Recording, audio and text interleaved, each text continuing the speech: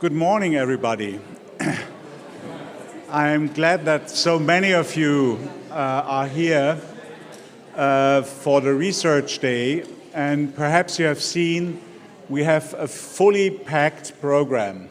So we have quite a lot of problems with time, but we are very glad to have these problems because that means that the research day now is really an integral part of the conference, and many people are sending in their proposals and their posters.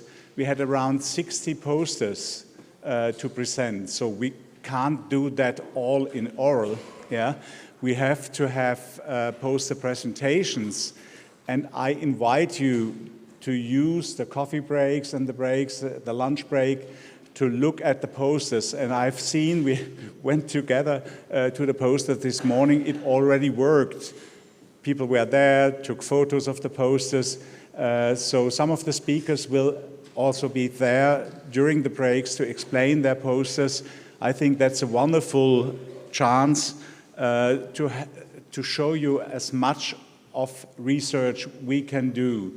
But there will also be at 2:30 the guided posters, the presented posters, in 4 rooms. One room will be the Aula Magna.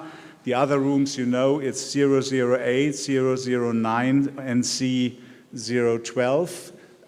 So it's all here near around the entry. You can easily find the rooms, and you have the list in your papers of the posters presented. Only in the 4th group there will one poster added. That we decided that could present it in public.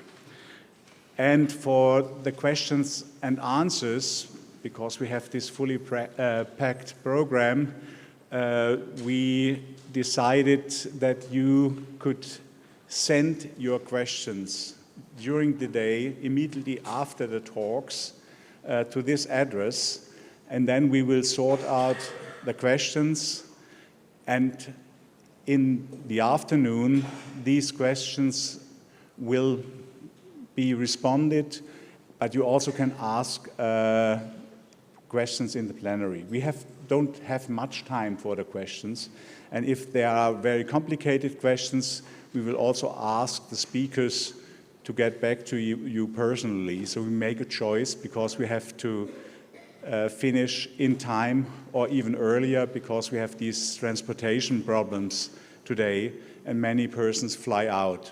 Same is true for us, we have to go back. So we will really try to keep to our schedule.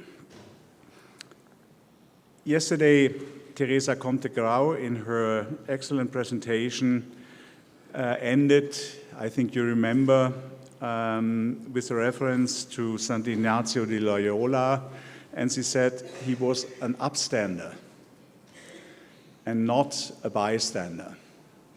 And this is about the adequate use of power.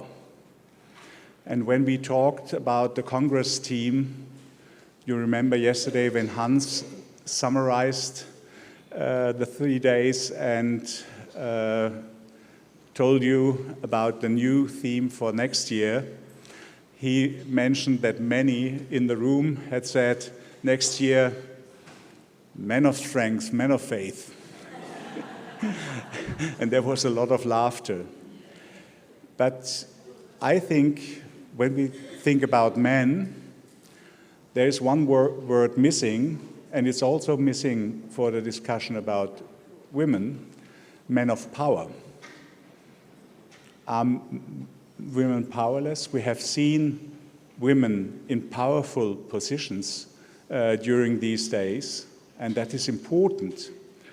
And it's also about the use of power, because if we want to have really working, good safeguarding concepts, we need to empower people and to enforce these concepts. And therefore, we need persons in powerful positions. So I think the research day, and research is much about quality, it's much about transparency, and research is also a part of looking on the dark side, on the blind spots. And I think that aspect of power and abuse of power, even by women perpetrators, is also a very important aspect if we want to be really effective in safeguarding. We need adapted safeguarding concepts to the relative risks in different institutions. There is no one-size-fits-all safeguarding concept. So we need more research, what works in what context. And as I said, being strong and faithful does not lead automatically to an adequate use of power. And today we will also talk about that use of power. And yesterday I found it wonderful that in the summary of the day, you mentioned that men and women have to work together on this. We are all human and we have the same ethics, and we have no different, I think as a man, there are no better people. Women are not naturally better people than men. We have the same ethics, and we have to apply this ethics to our work.